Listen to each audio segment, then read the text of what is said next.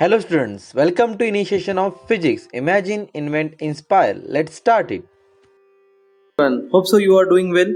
Thank you so much for your love and support जो आपका प्यार मिल रहा है मेरे चैनल के लिए। बहुत दिल से बड़े दिल से मैं थैंक यू बोलना चाहता हूँ आपको, क्योंकि ये चैनल आपके ही लिए है, मेरे लिए नहीं है।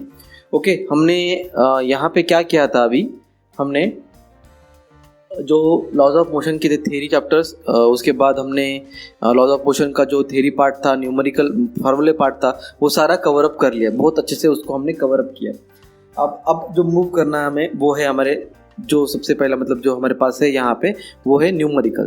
तो थ्योरी के पार्ट के बाद क्या आता है? न्यूमेरिकल आता है। उसके बाद हमने फार्मूले भी लर्न किए थे उसके लिए। ओके, अभी जो न्यूमेरिकल्स है वो सॉल्व एग्जांपल्स है। सॉल्व एग्जांपल मतलब जो आपके बुक में दिए गए हैं। ओके, सॉल्व करके दिए उन्होंने। ओके, तो मेरा इंटेंशन ये नहीं है कि वो आपको नहीं आता है, ऐसे नहीं है, बट कुछ पॉइंट जो रहते हैं वो वहाँ पे आपको बहुत अच्छे से इलेबोरेट करके मिलते हैं। वही पॉइंट हम धीरे धीरे अप्लाई करेंगे अनसॉल्व एग्जाम्पल के ऊपर। ओके, जितने सारे आपको यहाँ पे क्वेश्चंस दिए गए हैं, जितने सारे आपको यहाँ पे प्रॉब्लम्स दिए गए न्यूमेरिकल्स, वो सारे जो दिए गए वो आपको बेसिक कंसेप्ट क्लियर करवाने के लिए रहते हैं। तो ये प्रॉब्लम लेके मैं आपका बेसिक कंसेप्ट क्लियर करवाऊंगा और उसके बाद हम मूव करेंगे अनसॉल्व प्रॉब्लम की तरफ। तो इस क्लास में हम सारा टॉपिक जो पढ़ने वाले हैं वो सॉल्व एग्जाम्पल की तरफ ही पढ़ने वाले। ओके, आपके पास अगर बुक है तो आप वहाँ बुक से भी देख सकते हैं कि आपकी बुक में ही ये सब कुछ दिया गया है। An athlete is running on a circular track. तो मतलब ये हुआ कि उसके पास सर्कुलर ट्रैक है। तो मैं यहाँ पे एक बात बताना चाहता हूँ आपको, गिवन डाटा आपको लिखना चाहिए। Given data gives you 1 mark. Okay, 1 mark, और वो हमें हेल्प करेगा कि किस तरह से ये न्यूमेरिकल हम सॉल्व कर पाते हैं। ओके, तो सॉल्व करने के लिए जैसे यहाँ पे हम लेते हैं गिवन डाटा। तो गिवन डाटा क्या क्या दिया है, जो मुझे इंपॉर्टेंट लगता है, जो आपको इंपॉर्टेंट लगता है वो लिखना चाहिए। मैं बता रहा हूँ या फिर कोई और बता रहा है या फिर मेरा फ्रेंड लिख रहा है या फिर मेरी फ्रेंड लिख रही है, उसकी वजह से मैं गिवन डाटा वही लिखूंगा, क्यों लिखूंगी, ये इंपॉर्टेंट नहीं है। मुझे क्वेश्चंस में जो क्वेश्चन दिया गया है पढ़ने के बाद मुझे क्या इंपॉर्टेंट लगता है, ओके, वो सब कुछ लिखना चाहिए। That is given data. और उसमें से कोई मेन पॉइंट्स रहेंगे, उसके लिए आपको 1 मार्क मिलेगा। आप धीरे धीरे अगर हैबिट बना लेते हो इस तरह से तो डेफिनेटली यू विल जो बोलते हैं ना कि fear of problems, fear of numerical, वो बहुत जल्दी आपका निकल जाएगा। बस आपको क्या करना है, थोड़ा सा कॉन्सेंट्रेशनली जो क्वेश्चन है उसको पढ़ना है और क्वेश्चन के साथ साथ वहाँ पे क्या गिवन डाटा दिया गया है उस गिवन डाटा को लिखना है, ताकि आपको गिवन डाटा लिखते वक्त प्रॉब्लम में जो दिया गया है उसके बारे में पता चलते रहे। ओके, चलो आगे मूव करते। सर्कुलर ट्रैक दिया है तो यहाँ पे मैं सर्कुलर ट्रैक लिख लूंगा, सर्कुलर ट्रैक। उसके बाद दिया है runs distance of 400 metre in 25 second.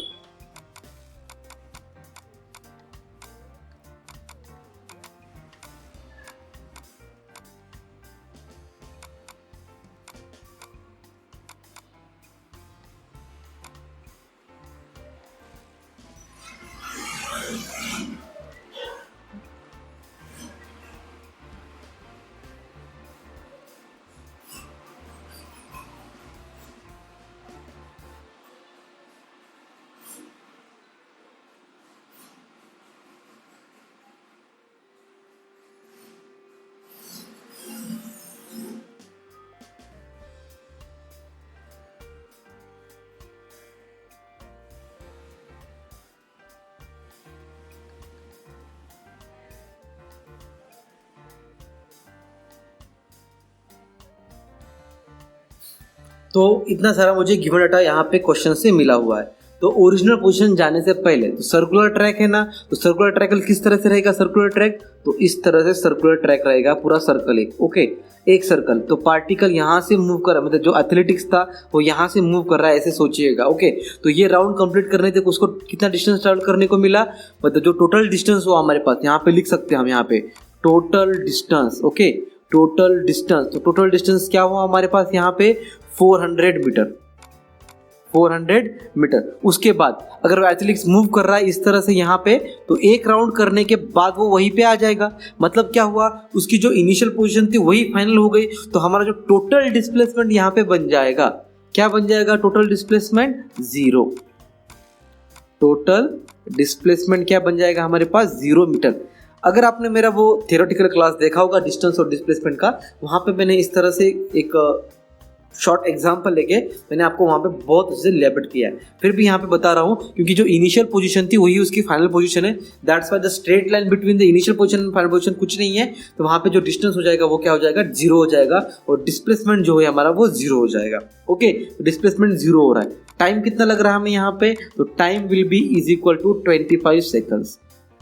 तो चलो स्पीड का फार्मूला क्या है हमारे पास, speed is equal to, okay आपने लिख लिया होगा, speed is equal to distance upon time. तो डिस्टेंस क्या है हमारे पास यहाँ पे 400, वेरी गुड 400, और यहाँ पे टाइम कितना है 25। तो जो हमारी स्पीड मिलने वाली है वो कितनी मिलने वाली है स्पीड, माय डियर स्टूडेंट, देखिए यहाँ पे 25 से अगर 400 को डिवाइड कर देते हैं, 25 वन जा 25, 21 6 जा, ओके, तो यहाँ पे मीटर पर सेकंड, ये हुई हमारी स्पीड। ओके, अब मूव करते हैं वेलोसिटी की तरफ। What will be the velocity, velocity का फार्मूला क्या है हमारे पास dear students, displacement upon time, displacement upon time. Okay, displacement upon time, displacement क्या है यहाँ पे जीरो, टाइम कितना लग रहा है यहाँ पे 25 सेकंड, कितना भी लगे कुछ फायदा नहीं होगा। Displacement is equal to velocity is equal to 0 metre पर सेकंड। वेलोसिटी और वेलोसिटी और स्पीड यहाँ पे हमें मिल चुकी है।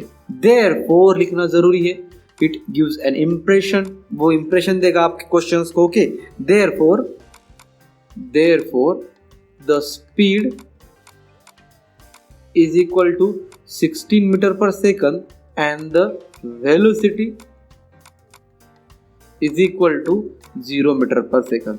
Okay, hope so you got the problem, you have the answer, you can note it down with pause करके भी इसे लिख सकते हैं, या फिर मैं आपको डिस्क्रिप्शन बॉक्स में इसका जो PDF है वो दे दूंगा, तो आप वहाँ से भी डाउनलोड करके देख सकते हैं किस तरह से आया है। आपके बुक में भी दिया गया है तो नो प्रॉब्लम, वहाँ पे भी आप देख सकते हैं। चलो, an aeroplane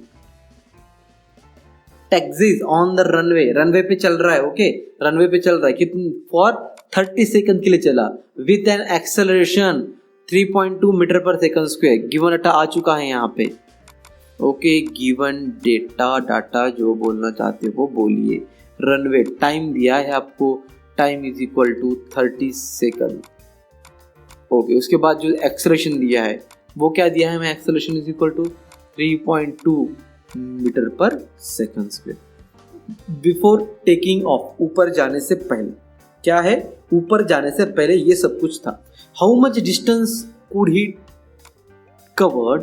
have covered on the runway, ये रनवे पे जो एरोप्लेन है वो कितना डिस्टेंस चला होगा फिर टेक ऑफ किया होगा, मतलब यहाँ से यहाँ तक। ओके, तो यहाँ स्टार्ट पॉइंट है हमारा, फिर बाद में क्या है हमारे पास एंड पॉइंट आ चुका है। यहाँ पे स्टार्ट पॉइंट आ चुका है और हमारे पास एंड पॉइंट आ चुका है। ओके, तो हमें क्या दिया है यहाँ पे, एक्सेलरेशन दिया है, और क्या दिया है हमें, टाइम दिया है। तो एक्सेलरेशन और टाइम क्या निकालना है, डिस्टेंस निकालना है। तो इन तीनों के बीच में हमने एक रिलेशन पढ़ा था। क्या पढ़ा था हमने, एक रिलेशन पढ़ा था, that is nothing but from Newton's law of Newton's motions equations, Newton's motion equation. क्या है हमारे पास, 3 इक्वेशंस थे, लेकिन उसमें से एक ही था जो डिस्प्लेसमेंट में था, s equal to ut plus half at square. Okay, put the value get the answer. लेकिन यहाँ पे u दिया नहीं है आपको, u दिया है क्या, नहीं। बट स्टार्टिंग में क्या वेलोसिटी हो सकती है एरोप्लेन की, स्टार्टिंग में उसकी वेलोसिटी क्या हो सकती है, क्या हो सकती है, 0। वेरी गुड, तो इनिशियल वेलोसिटी हमारी हो गई 0 मीटर पर सेकंड। तो put the value get the answer, s equal to, ये हो चुका है हमारे पास 0, तो हाफ ए कितना है हमारे पास इंटू टी स्क्वायर, तो ए दिया गया है यहाँ पे हाफ, ए हमारे पास 3.2 इंटू टी कितना है 30 इंटू 30, 2 से डिवाइड कर देंगे तो ये हो जाएगा हमारे पास 15। ओके, 30 से मल्टीप्लाई कर देंगे तो 3 2 जा 6, 3 3 जा 9 इंटू 15। ओके, तो यस इज इक्वल टू क्या हो जाएगा यहाँ पे 96 इंटू 15, दैट इज 15 6 अगर डाल देते हो तो आपको 1440। ओके, 1440 आपके पास आंसर आ जाएगा। इस तरह से दोनों का अगर मल्टीप्लाई कर देते हो तो ये हुआ मीटर में। इसको किलोमीटर में रखना चाहते हो तो 1.44 किलोमीटर। ओके, तो यहाँ पे देयरफॉर लिखना चाहिए, तो देयरफॉर लिखना चाहिए क्योंकि इंप्रेशन अच्छा देता है। Therefore the distance covered by an aeroplane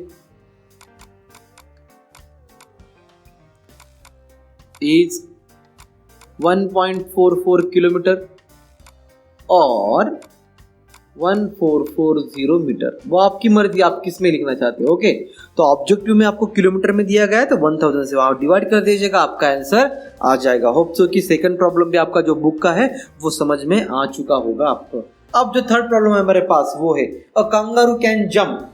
कितना जंप कर सकता है वो? 2.5 मीटर वर्टिकली जंप कर सकता है। मतलब अगर यहाँ पे अगर लेते हैं तो उसके ऊपर जो जंप करेगा, हाइट दी गई है वो दी है 2.5 मीटर, ऊपर तक जंप कर सकता है। What must be the initial velocity of the kangaroo? क्या हो सकती है initial velocity of the kangaroo? Kangaroo की वेलोसिटी क्या हो सकती है भाई यहाँ पे? तो यहाँ पे देखिए कुछ आपको ट्रिक्स एंड ट्रैक्स लगाना है यहाँ पे। ओके, ट्रिक्स लगाने हैं क्योंकि ये ऐसे नहीं सॉल्व होगा। तो उसे गिवन डाटा लिख लेते हैं क्या क्या दिया गया। ओके, गिवन डाटा तो क्या दिया है हमें? हाइट दी गई है। हाइट कितनी है? 2.5 after jumping.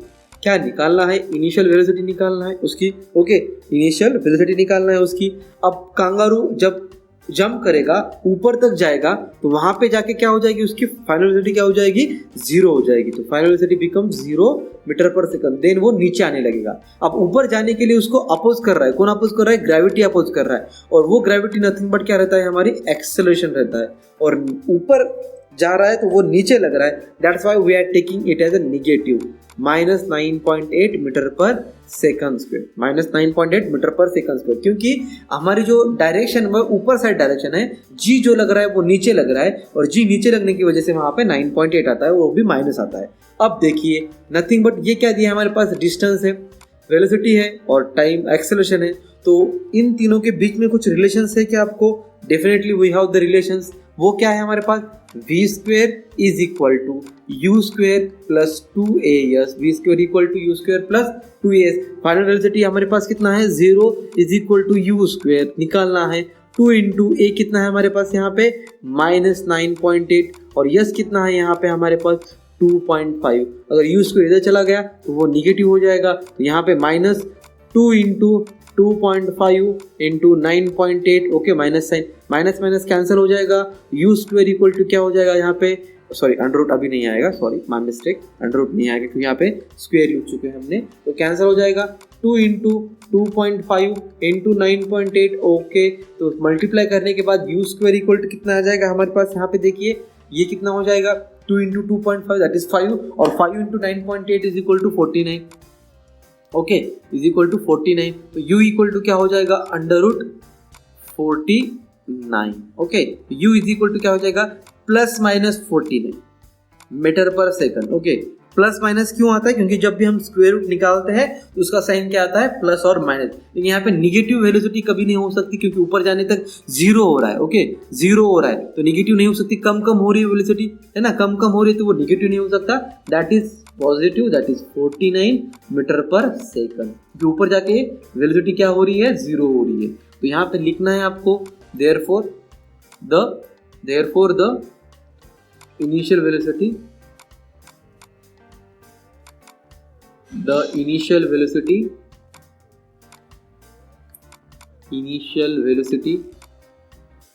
Is equal to 49 metre पर सेकंड। होप सो कि ये जो हमारा थर्ड प्रॉब्लम था वो भी आपको बहुत अच्छे से समझ में आ चुका है।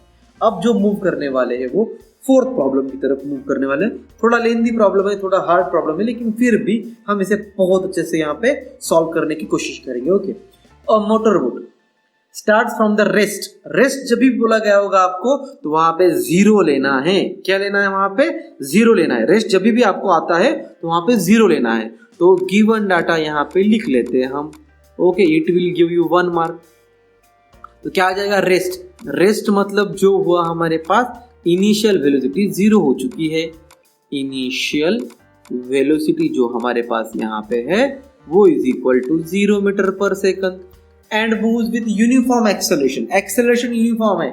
ओके, वो चेंज नहीं होने वाला है। तो एक्सेलरेशन इज क्या है हमारे पास? यूनिफॉर्म, वो कभी चेंज नहीं होने वाला है। Okay, it attains the velocity 15 metre पर सेकंड फाइनल वेलोसिटी, मतलब उसकी जो फाइनल वेलोसिटी हो चुकी है वो दिया गया है यहाँ पे।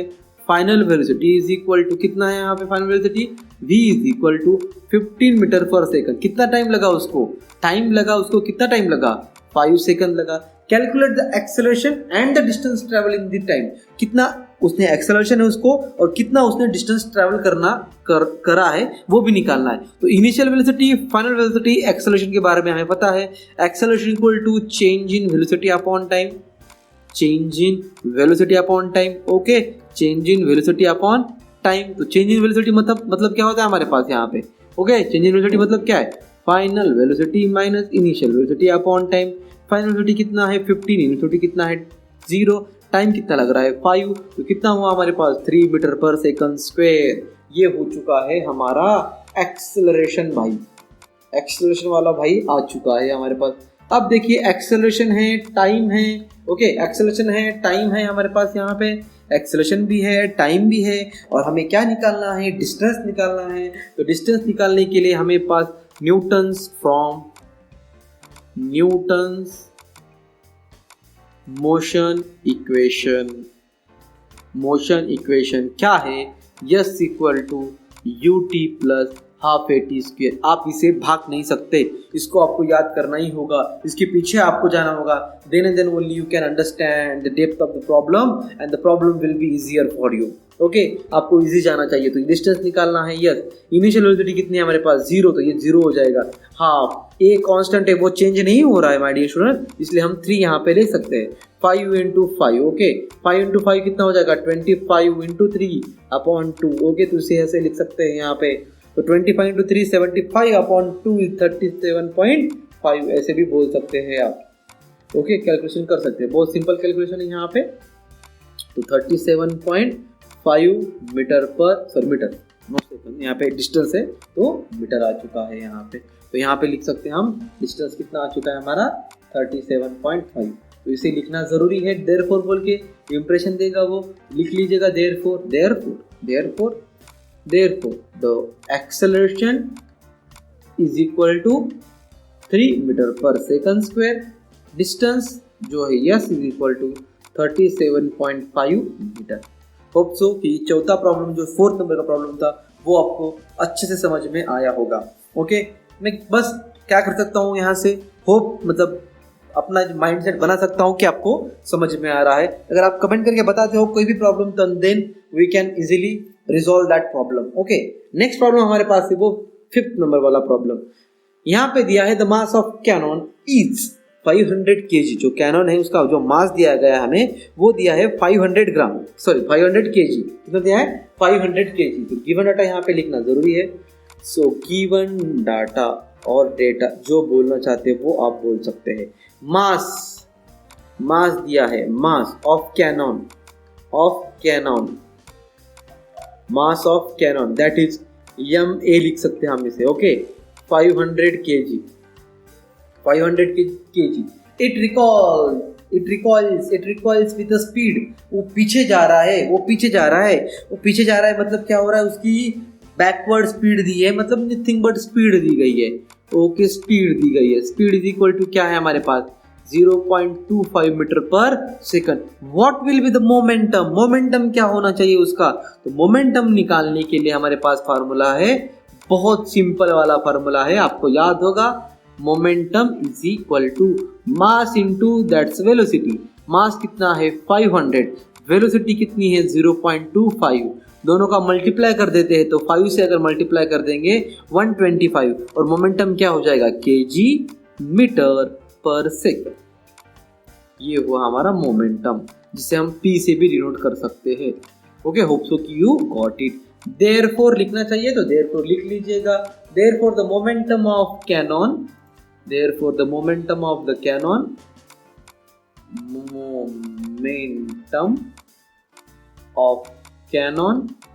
is what? Is 125 kg metre पर सेकंड, ओके। अब जो नेक्स्ट प्रॉब्लम हमारे पास है वो है एग्जाम्पल नंबर 2, मतलब वो एग्जाम्पल नंबर हमारा हो जाएगा 6th, ओके। ये एग्जाम्पल हो जाएगा हमारा 6th। ये 6th वाला एग्जांपल हो जाएगा। ओके, बुक में सेकंड एग्जांपल दिया लेकिन हम यहाँ पे सीरियल वाइज जा रहे हैं तो इसलिए यहाँ पे 6 एग्जांपल लिख सकते हैं। ओके चलो, 2 बॉल्स, 2 बॉल दिए गए। Okay, mass is 50 gram and 100 ग्राम। उसका मास जो दिया है वो 50 ग्राम दिया है और 100 ग्राम दिया है। चलो इसको कन्वर्ट कर लेते हैं अभी। Okay, mass of 1 ball, first ball लेते हैं। Mass of first ball, okay 2 ball है, 2 ball, second ball m1 is equal to 50 gram. और ग्राम को अगर कन्वर्ट करना है केजी में तो 1000 से डिवाइड करना पड़ेगा। ओके, 1000 से डिवाइड करेंगे तो 0.05 केजी आ जाएगा।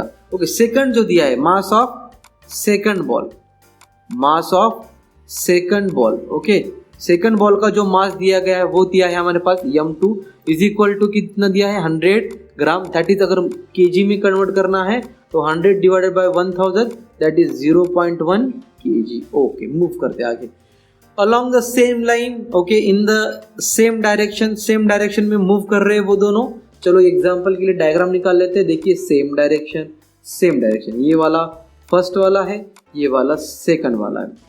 वेलोसिटी कितना है 3 मीटर पर सेकंड एंड 1.5 मीटर पर सेकंड। मतलब initial velocity of mass first, initial velocity of mass, sorry initial velocity of first ball ऐसे लिख सकते हैं यहाँ पे।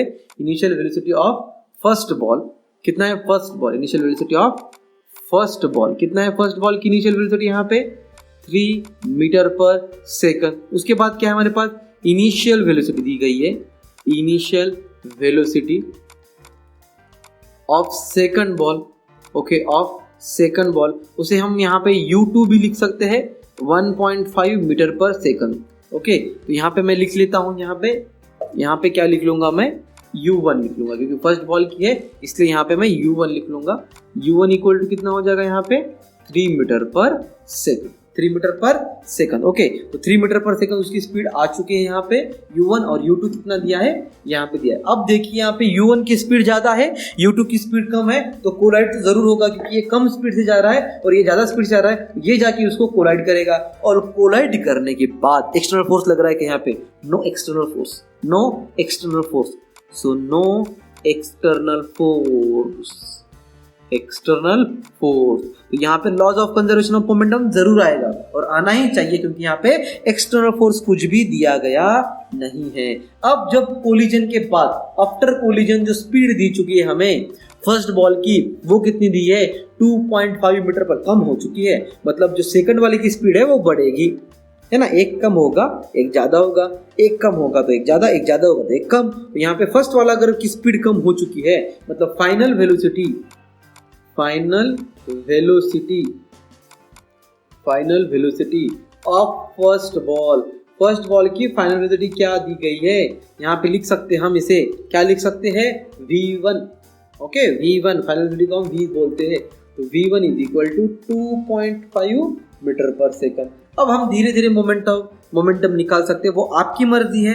आप डायरेक्ट मोमेंटम निकालना चाहते हैं तो डायरेक्ट निकाल लीजिएगा, अगर आप एक सिंगल वाइज निकालना चाहते हैं तो सिंगल वाइज भी आप निकाल सकते हैं। तो यहाँ पे डायग्राम निकाल लेता हूँ, ये फर्स्ट वाला बॉल, ये सेकंड वाला बॉल। ओके बॉस, उसके बाद दोनों की स्पीड दी गई है, इसकी जो स्पीड है वो 3 मीटर पर सेकंड है, इसकी जो स्पीड है वो 1.5 मीटर पर सेकंड है। ये बिफोर वाला कोलिजन है, before collision, okay, before collision वाली स्टेज, ओके स्टेज है। आफ्टर कोलिजन क्या हो जाएगा, ये जाके उसको टक्कर मारेगा, ओके, कोलाइड हो जाएगा उसके साथ। अब कोलाइड होगा, टक्कर मारेगा तो इस तरह से हो जाएगा, दोनों आसपास आ जाएंगे। ओके, तो इसकी जो स्पीड है, इसकी जो स्पीड है वो चेंज हो जाएगी। इसकी जो स्पीड मान ली हमने v1 मान ली, इसकी जो स्पीड मान ली वो v2 मान ली। ओके, ये बिफोर कोलिजन हो चुका है, सॉरी आफ्टर कोलिजन हो चुका है ये। Okay, my mistake, after collision हो चुका है ये हुआ हमारा after collision. Okay, after collision,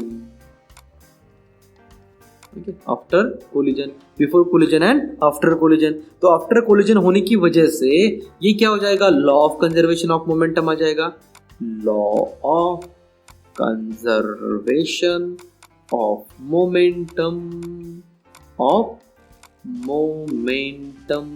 okay, वो क्या बोलता है, total initial momentum is equal to total final momentum. Okay, total final momentum. अब इसे निकालना बहुत ज़्यादा सिंपल है। देखिए इनिशियल मोमेंटम, दो ऑब्जेक्ट है तो दो बार, फाइनल दो बार आ जाएगा। ओके, इनिशियल मोमेंटम का फार्मूला क्या है हमारे पास? Momentum equal to P equal to m into v. Okay, दो ऑब्जेक्ट है तो फर्स्ट वाला mass into initial velocity, mass into initial velocity, mass into initial velocity, mass into initial velocity, mass into final velocity, mass into final velocity. Okay, got it. Hope so कि you are getting my point what I am to say. Okay, चलो ये हो चुका है हमारे पास। इन्हीं मास कितना है हमारे पास? m1 कितना दिया है? 050, 500 का मतलब 0.05 kg, 0.05 इंटू यू कितना दिया है 3, प्लस मास कितना दिया है इसका 0.1 इंटू U2 कितना दिया है यहाँ पे 1.5 is equal to mass 0.05 into velocity V1 कितनी दी गई यहाँ पे? देखिए वेलोसिटी 1.5, सॉरी फाइनल वेलोसिटी कितना दिया गया हमें यहाँ पे? 2.5 दी है। क्या दी है? 2.5। आफ्टर कोलिजन जो वेलोसिटी आ चुकी है वो कितना दिया है? 2.5। बुक में देखिएगा या फिर गियोडाटा में हमने लिखा है तो 2.5 इन सॉरी प्लस, तो प्लस क्या आ जाएगा यहाँ पे? दोनों का समय इंटू m2 कितना है हमारे पास यहाँ पे? m2 कितना है? m2 कितना है? 0.1 इंटू V2 निकालना है तो V2 निकालना है। ओके, ये कितना हो जाएगा यहाँ पे? देखिए 3 इंटू 0.05 दैट इज कितना हो जाएगा?